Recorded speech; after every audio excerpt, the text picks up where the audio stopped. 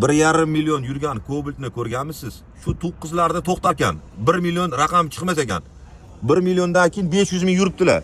Shu vaqt mobaynida korobka moyi hali almashmagan ekan. Natijitel almashganda ozgina oqqan, shu dalivka qilinganicha zavodskoy o'zini moyida yuribdi, korobka mexanika. Qarang, 2013-yil mashina Samarqand Namangan qatnagan.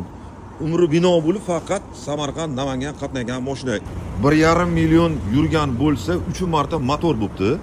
Metanda yurgan 100% mashina. Qo'l qolish kerak. Metanda o'rtacha 500 ming kilometr motor resursi qo'l qolish kerak. Eng qizig'i shu turishga kraska 100% toza ekan. Hamma yoq sepkilib ketgan. Asli bitta asijit qorish kerak. Menimcha kuyib ketgan mashina bor-ku. Mana bu yerlar tulab ketgan, kuyib ketgan. Qo'l qolish kerak. 1,5 million kilometr.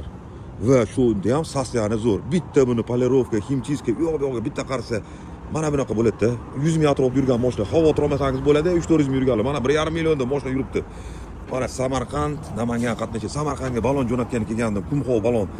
Bongonik original. Shunda ko'rib qoldim.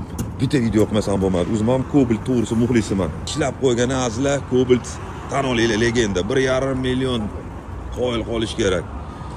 Mana videoni Cobalt haydayotgan tanishlik ulashib qo'yasiz. Hali bu dalshi yuradi shu yerga hali.